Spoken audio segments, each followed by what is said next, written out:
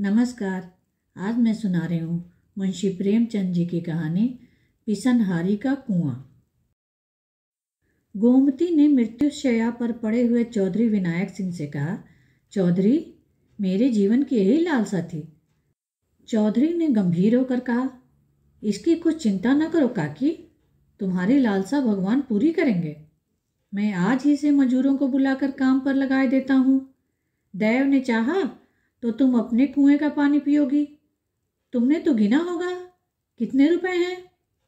गोमती ने एक क्षण आंखें बंद करके बिखरी हुई स्मृति को एकत्र करके कहा, भैया, मैं क्या जानूं कितने रुपए हैं। जो कुछ है वह इसी हांडी में है। इतना करना कि इतने ही में काम चल जाए। किसके सामने हाथ फैलाते फिरोगे। चौधरी ने बंद हांडी को उठाकर हाथों से तौलते हुए कहा, ऐसा तो करेंगे ही काकी, कौन देने वाला है। एक चुटकी भीख तो किसी के घर से निकलती नहीं। कुआं बनवाने को कौन देता है। धन्य हो तुम कि अपनी उम्र की कमाई इस धर्म काज के लिए दे दी। गोमती ने गर्व से कहा, भैया, तुम तो तब बहुत छोटे थे। तुम्हारे काका मरे तो मेरे हाथ में एक कौड़ी भी न थी। दिन दिन भर भूखी पड़ी रहती। जो कुछ उनके पास था वह सब उनकी बीमारी में उठ गया। वह भगवान के बड़े भक्त थे, इसीलिए भगवान ने उन्हें जल्दी से बुला लिया। उस दिन से आज तक तुम देख रहे हो कि किस तरह दिन काट रही हूं। मैंने एक एक रात में मन भर अनाज पीसा है। देखने वाले अचरज मानते थे, न जाने इतनी ताकत मुझ में कहाँ से आ जाती थी। बस यही लालसा रही कि उनके नाम का एक छोटा सा कुआं गांव में बन जाए। नाम तो चलना चाहिए, इसीलिए तो आदमी बेटे बेटी को रोता है। इस तरह चौधरी विनायक सिंह को वसीयत करके उसी रात को बुढ़िया गोमती परलोक सिधारी। मरते समय अंतिम शब्द जो उसके मुंह से निकले वो यही थे, कुआं बनवाने में देर न करना। उसके पास धन है यह तो लोगों का अनुमान था, लेकिन 2000 है इसका किसी को अनुमान न था। बुढ़िया अपने धन को ऐब की भांति छिपाती थी। चौधरी गांव का मुखिया और नियत का साफ आदमी था, इसलिए बुढ़िया ने उसे यह अंतिम आदेश किया था। चौधरी ने गोमती के क्रियाकर्म में बहुत रुपए खर्च न किए। ज्यों ही इन संस्कारों से छुट्टी मिली, वह अपने बेटे हरनाथ सिंह को बुलाकर ईंट चूना पत्थर का तखमीना करने लगे। हरनाथ अनाज का व्यापार करता था। कुछ देर तक तो वह बैठा सुनता रहा, फिर बोला, अभी 2-4 महीने कुआं न बने तो कोई हर्ज है। चौधरी ने हुँ करके कहा, हरज तो कुछ नहीं, लेकिन देर करने का काम ही क्या है। उसने रुपए दे दिए हैं, हमें तो सेंत में यश मिलेगा। गोमती ने मरते मरते जल्द कुआं बनवाने को कहा था। हरनाथ, हाँ कहा तो था, लेकिन आजकल बाजार अच्छा है। 2-3 हजार का अनाज भर लिया जाए तो अगहन पूछ तक सवाया हो जाएगा। मैं आपको कुछ सूद दे दूंगा। चौधरी का मन शंका और भय के दुविधा में पड़ गया। 2000 के कहीं 2500 हो गए तो क्या कहना, लेकिन भय था कि कहीं घाटा हो गया तो। इस शंका को वह छिपा न सके, बोले, जो कहीं घाटा हो गया तो। हरनाथ ने तड़प कर कहा, घाटा क्यों हो जाएगा, ये कोई बात है। मान लो घाटा हो गया तो। हरनाथ ने उत्तेजित होकर कहा, यह कहो कि तुम रुपए नहीं देना चाहते, बड़े धर्मात्मा बने हो। अन्य वृद्धजनों की भांति चौधरी भी बेटे से दबते थे। कातर स्वर में बोले, मैं यह कब कहता हूं कि रुपए न दूंगा, लेकिन पराया धन है, सोच समझकर ही तो उसमें हाथ लगाना चाहिए। वनिज व्यापार का हाल कौन जानता है, कहीं भाव और गिर जाए तो, अनाज में घुनी लग जाए तो, कोई मुद्दई घर में आग ही लगा दे तो। सब बातें सोच लो अच्छी तरह। हरनाथ ने व्यंग से कहा, इस तरह सोचना है तो यह क्यों नहीं सोचते कि कोई चोरी उठा ले जाए तो, या बनी बनाई दीवार बैठ जाए तो। ये बातें भी तो होती ही हैं। चौधरी के पास अब और कोई दलील न थी। कमजोर सिपाही ने ताल ठोकी, अखाड़े में उतर पड़ा, पर तलवार की चमक देखते ही हाथ पांव फूल गए। बगलें झांककर चौधरी ने कहा, तो कितना लोगे। हरनाथ कुशल योद्धा की भांति शत्रु को पीछे हटता देख बफर कर बोला, सब का सब दीजिए, 150 रुपये लेकर क्या खिलवाड़ करना है। चौधरी राजी हो गए। गोमती को उन्हें रुपए देते किसी ने नहीं देखा था। लोक निंदा की संभावना भी न थी। हरनाज ने अनाज भरा। अनाजों को ये बोरे का ढेर लग गया। आराम की मीठी नींद सोने वाले चौधरी अब सारी रात बोरों की रखवाली करते थे। मजाल न थी कि कोई चूहिया बोरों में घुस जाए। चौधरी इस तरह झपटते थे कि बिल्ली भी हार मान लेती। इस तरह 6 महीने बीत गए। पौष में अनाज बिका, पूरे 500 रुपये का लाभ हुआ। हरनाथ ने कहा, इसमें से 50 रुपये आप ले लें। चौधरी ने झल्ला कर कहा, 50 रुपये? क्या खैरात ले लूं? किसी महाजन से इतने रुपए लिए होते तो कम से कम 100 रुपये के सूद के होते, और तुम मुझे 2-4 रुपये कम दे दो। और क्या करोगे? हरनाथ ने ज़्यादा बत बढ़ाव न किया, 150 रुपये चौधरी को दे दिया।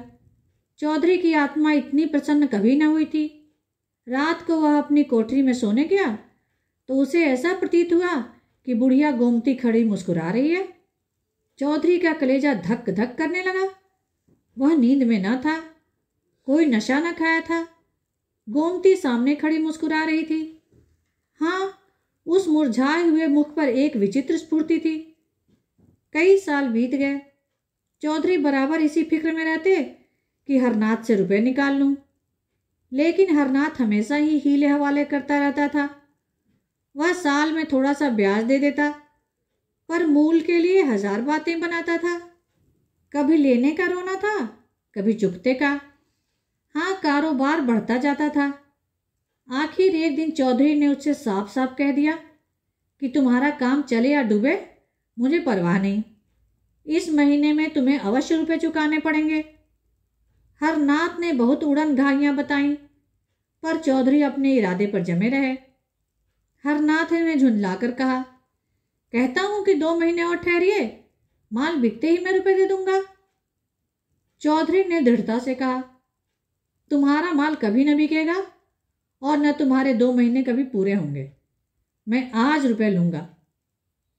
हरनाथ उसी वक्त क्रोध में भरा हुआ उठा और 2000 रुपये लाकर चौधरी के सामने जोर से पटक दिया। चौधरी ने झेंप कर कहा, रुपए तो तुम्हारे पास थे, तो क्या बातों से रोजगार होता है? तो मुझे इस समय 500 रुपये दे दो, बाकी 2 महीने में दे देना। सब आज ही तो खर्च न हो जाएंगे। हरनाथ ने ताव दिखाकर कहा, आप चाहे खर्च कीजिए चाहे जमा कीजिए, मुझे रुपयों का काम नहीं। दुनिया में क्या महाजन मर गए हैं जो आपकी धौंस सहूं? चौधरी ने रुपए उठाकर एक ताक पर रख दिए। कुएं की दागबेल बनाने का सारा उत्साह ठंडा पड़ गया। हरनाथ ने रुपए लौटा तो दिए थे, पर मन में कुछ और मंसूबा बांध रखा था। आधी रात को जब घर में सन्नाटा छा गया तो हरनाथ चौधरी के कोठरे की चूल खिसकाकर अंदर घुसा। चौधरी बेखबर सोए थे। हरनाथ ने चाहा कि दोनों थैलियां उठाकर बाहर निकल जाऊं, लेकिन ज्यों ही हाथ बढ़ाया उसे अपने सामने गोमती खड़ी दिखाई दी। वह दोनों थैलियों को दोनों हाथों से पकड़े हुए थी। हरनाथ भयभीत होकर पीछे हट गया। फिर यह सोचकर कि शायद मुझे धोखा हो रहा हो, उसने फिर हाथ बढ़ाया, पर अब की वह मूर्ति इतनी भयंकर हो गई कि हरनाथ एक क्षण भी वहां खड़ा न रह सका। भागा, पर बरामदे में ही अचेत होकर गिर पड़ा। हरनाथ ने चारों तरफ से अपने रुपए वसूल करके व्यापारियों को देने के लिए जमा कर रखे थे। चौधरी ने आंखें दिखाई तो वही रुपए लाकर पटक दिया। दिल में उसी वक्त सोच लिया था कि रात को रुपए उड़ा लाऊंगा, झूठ मूठ चोर का गुल मचा दूंगा तो मेरी और संदेह भी ना होगा। पर जब यह पेशबंदी ठीक न उतरी तो उस पर व्यापारियों के तगादे होने लगे। वादों पर लोगों को कहाँ तक टालता, जितने बहाने हो सकते थे सब किए। आखिर वह नौबत आ गई कि लोग नालिश करने की धमकियां देने लगे। एक ने तो 300 रुपये की नालिश कर भी दी। बेचारे चौधरी बड़ी मुश्किल में फंसे। दुकान पर हरनाथ बैठता था। चौधरी का उससे कोई वास्ता न था, पर उसकी जो साख थी वह चौधरी के कारण। लोग चौधरी को खरा और लेन देन का साफ आदमी समझते थे। अब भी यद्यपि कोई उनसे तकाजा न करता था, पर वह सबसे मुंह छिपाते फिरते थे। लेकिन उन्होंने निश्चय कर लिया कि कुएं के रुपए न छूऊंगा, चाहे कुछ आ पड़े। रात को एक व्यापारी के मुसलमान चपरासी ने चौधरी के द्वार पर आकर हजारों गालियां सुनाई। चौधरी को बार बार क्रोध आता था कि चलकर मूछें उखाड़ लूं, पर मन को समझाया, हमसे मतलब ही क्या है, बेटे का कर्ज चुकाना बाप का धर्म नहीं है।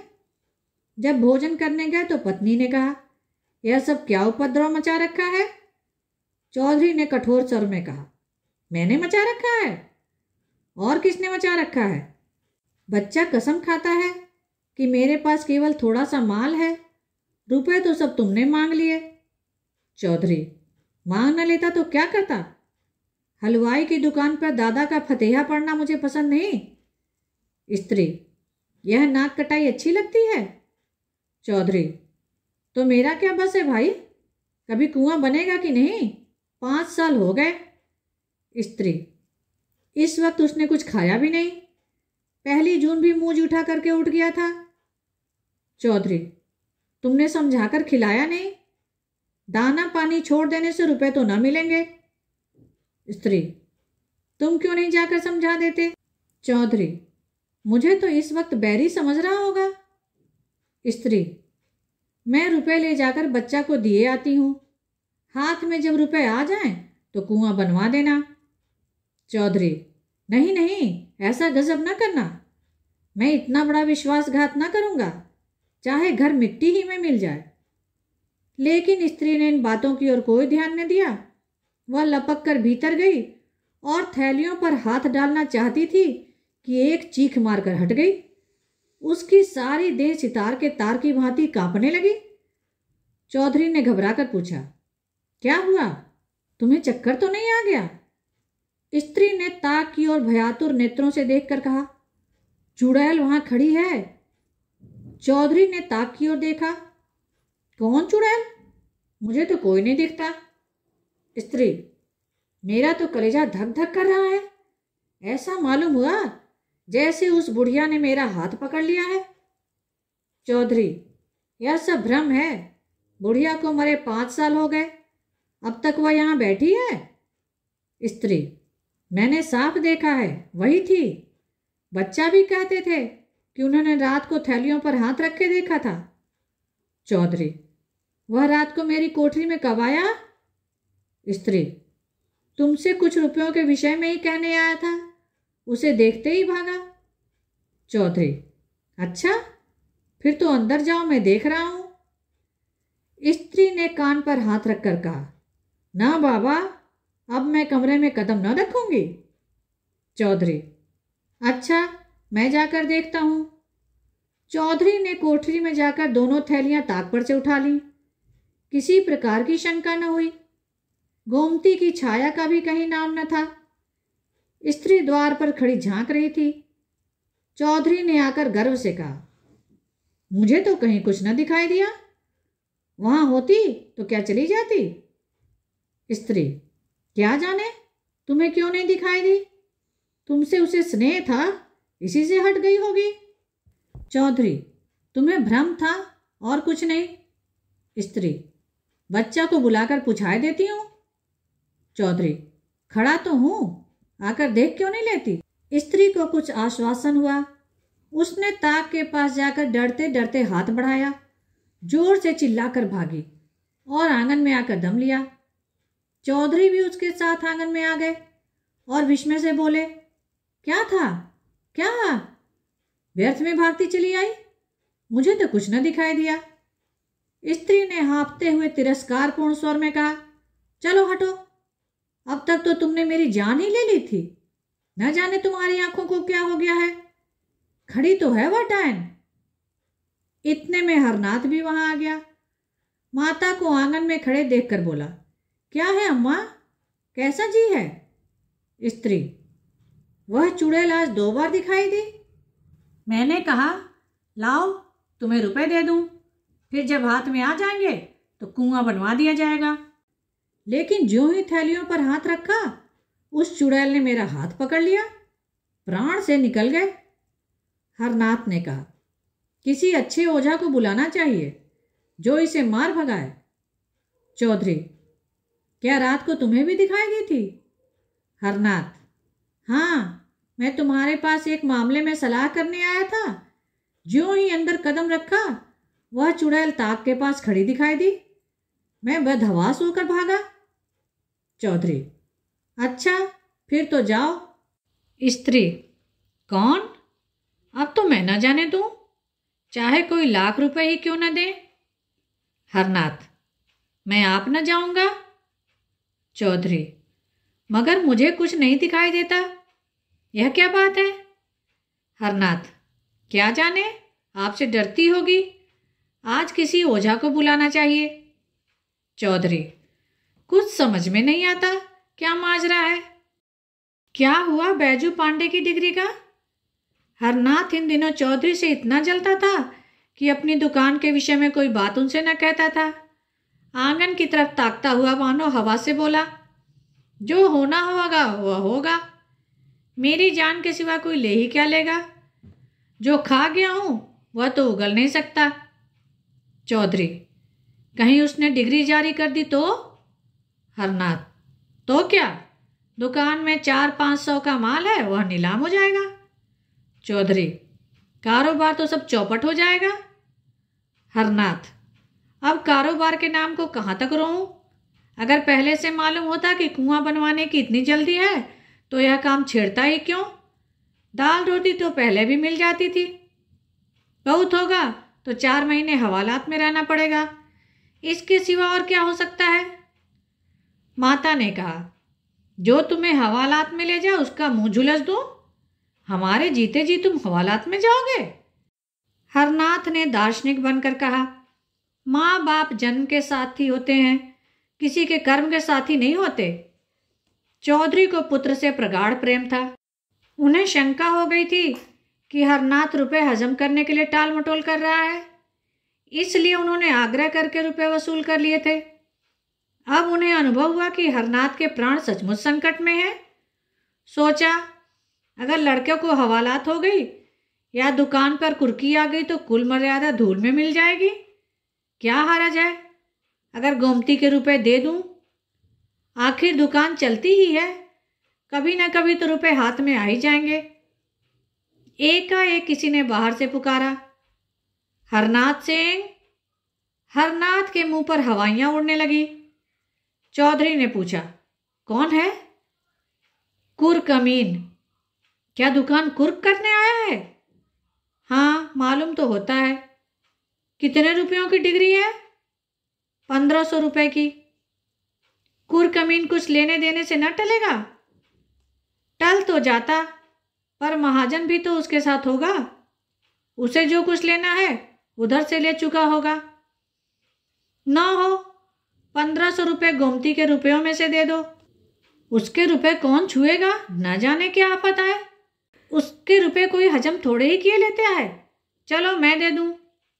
चौधरी को इस समय भय हुआ कहीं मुझे भी वह ना दिखाई दे, लेकिन उनकी शंका निर्मूल थी। उन्होंने एक थैली में 1500 रुपये निकाले और दूसरी थैली में रखकर हरनाथ को दे दिए। संध्या तक 2000 रुपये में से 1 रुपया भी न बचा। 12 साल गुजर गए। न चौधरी अब इस संसार में है, न हरनाथ। चौधरी जब तक जिए उन्हें कुएं की चिंता बनी रही, यहाँ तक कि मरते दम भी उनकी जबान पर कुएं की रट लगी हुई थी। लेकिन दुकान में सदैव रुपयों का तोड़ा रहा। चौधरी के मरते ही सारा कारोबार चौपट हो गया। हरनाथ ने आने रुपए लाभ से संतुष्ट न होकर दूने तिगने लाभ पर हाथ मारा, जुआ खेलना शुरू किया। साल भी न गुजरने पाया था कि दुकान बंद हो गई। गहने, बर्तन, भांडे सब मिट्टी में मिल गए। चौधरी की मृत्यु के ठीक 1 साल बाद हरनाथ ने भी इस हानि लाभ के संसार से पयान किया। माता के जीवन का अब कोई सहारा न रहा। बीमार पड़ी पर दवा दर्पण न हो सका। 3-4 महीने तक नाना प्रकार के कष्ट झेलकर वह भी चल बसी। अब केवल बहू थी और वह भी गर्भिणी। उस बेचारी के लिए अब कोई आधार न था। इस दशा में मजदूरी भी न कर सकती थी। पड़ोसियों के कपड़े सी सी कर उसने किसी तरह 5-6 महीने काटे। तेरा लड़का होगा, सारे लक्षण बालक से हैं, यही एक जीवन का आधार था। जब कन्या हुई तो यह आधार भी जाता रहा। माता ने अपना हृदय इतना कठोर कर लिया कि वो नवजात शिशु को छाती भी न लगाती थी। पड़ोसियों के बहुत समझाने बुझाने पर छाती से लगाया, पर उसकी छाती में दूध की एक बूंद भी न थी। उस समय अभागिनी माता के हृदय में करुणा, वात्सल्य और मोह का एक ऐसा भूकंप आ गया, अगर किसी उपाय से उसके स्तन की अंतिम बूंद दूध बन जाती तो वह अपने को धन्य मानती। बालिका की वह भोली, दीन, याचनामय, सतृष्ट छवि देखकर उसका मात्र हृदय मानो सहस्त्र नेत्रों से रुदन करने लगा था। उसके हृदय की सारी शुभेच्छाएं, सारा आशीर्वाद, सारी विभूति, सारा अनुराग मानो उसकी आंखों से निकलकर उस बालिका को उसी भांति रंजित कर देता था, जैसे इंदु का शीतल प्रकाश पुष्प को रंजित कर देता है। पर उस बालिका के भाग्य में मातृ प्रेम के सुख न बधे थे। माता ने कुछ अपना रक्त, कुछ ऊपर का दूध पिलाकर उसे जिलाया, पर उसकी दशा दिनों दिन क्षीण होती जाती थी। एक दिन लोगों ने जाकर देखा तो वह भूमि पर पड़ी हुई थी और बालिका उसकी छाती से चिपटी उसके स्तनों को चूस रही थी। शोक और दरिद्रता से आहत शरीर में रक्त कहाँ जिससे दूध बनता। वही बालिका पड़ोसियों की दया भिक्षा से पल पल कर एक दिन घास खोदती हुई उस स्थान पर जा पहुंची जहां बुढ़िया गोमती का घर था। छप्पर कब के पंचभूतों में मिल चुके थे, केवल जहां तहां दीवारों के चिन्ह बाकी थे। कहीं कहीं आधी आधी दीवारें खड़ी थी। बालिका ने न जाने क्या सोचकर खुरपी से गड्ढा खोदना शुरू किया। दोपहर से सांझ तक गड्ढा खोदती रही। न खाने की सुध थी, न पीने की, न कोई शंका थी, न भय। अंधेरा हो गया, पर वह ज्यों की त्यों बैठी गड्ढा खोद रही थी। उस समय किसान लोग भूलकर भी उधर से ना निकलते थे, पर बालिका निशंक बैठी भूमि से मिट्टी निकाल रही थी। जब अंधेरा हो गया तो वह चली गई। दूसरे दिन वह बड़े सवेरे उठी और इतनी घास खोदी जितनी वह कभी भी न खोदती थी। दोपहर के बाद वह अपनी खांची और खुरपी लिए फिर उसी स्थान पर पहुंची, पर आज वह अकेली न थी। उसके साथ 2 बालक और भी थे। तीनों वहां सांझ तक कुआं खोदते रहे। बालिका गड्ढे के अंदर खोदती थी और दोनों बालक मिट्टी निकाल निकाल कर फेंकते थे। तीसरे दिन 2 लड़के और भी उस खेल में मिल गए। शाम तक खेल होता रहा। आज गड्ढा 2 हाथ गहरा हो गया था। गांव के बालक बालिकाओं में इस विलक्षण खेल ने अभूतपूर्व उत्साह भर दिया था। चौथे दिन और भी कई बालक आ मिले। सलाह हुई, कौन अंदर जाए, कौन मिट्टी उठाए, कौन झुआ खींचे। गड्ढा अब 4 हाथ गहरा हो गया था, पर अभी तक बालकों के सिवा और किसी को उसकी खबर न थी। एक दिन रात को एक किसान अपनी खोई हुई भैंस ढूंढता हुआ उस खंडहर में जा निकला। अंदर मिट्टी का ऊंचा ढेर, एक बड़ा सा गड्ढा और एक टिमटिमाता हुआ दीपक देखा तो डरकर भागा। औरों ने भी आकर देखा। कई आदमी थे, कोई शंका न थी। समीप जाकर देखा तो बालिका बैठी थी। एक आदमी ने पूछा, अरे क्या तूने यह गड्ढा खोदा है? बालिका ने कहा, हाँ। गड्ढा खोदकर क्या करेगी? यहां कुआं बनाऊंगी। कुआं कैसे बनाएगी? जैसे इतना गड्ढा खोदा है वैसे ही इतना और खोद लूंगी। गांव के सब लड़के खेलने आते हैं। मालूम होता है तू अपनी जान देगी और अपने साथ और भी लड़कों को मारेगी। खबरदार जो कल से गड्ढा खोदा। दूसरे दिन और लड़के न आए। बालिका भी दिन भर मजूरी करती रही, लेकिन संध्या समय वहां फिर दीपक जलाकर फिर वही खुरपी हाथ में लिए वहां बैठी दिखाई दी। गांव वालों ने उसे मारा पीटा, कोठरी में बंद किया, पर वह अवकाश पाते ही वहां जा पहुंचती। गांव के लोग प्रायः श्रद्धालु होते ही हैं। बालिका के इस अलौकिक अनुराग ने आखिर उनमें भी अनुराग उत्पन्न किया। कुआं खुदने लगा। इधर कुआं खुद रहा था उधर बालिका मिट्टी से ईंटें बनाती थी। इस खेल में सारे गांव के लड़के शरीक होते थे। उजाली रातों में जब सब लोग सो जाते तब भी वह ईंटें थापती दिखाई देती। न जाने इतनी लगन उसमें कहां से आ गई थी। 7 वर्ष की उम्र भी कोई उम्र होती है, लेकिन 7 वर्ष की वह लड़की बुद्धि और बातचीत में अपनी तिगुनी उम्र वालों के कान काटती थी।